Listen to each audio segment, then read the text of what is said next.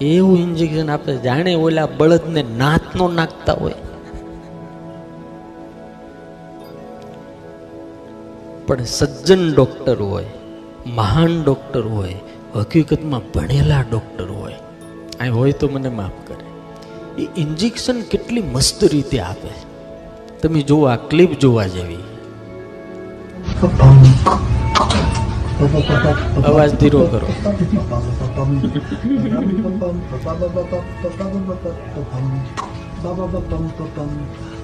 સાહેબના હાથમાં ઇન્જેક્શન જેવો.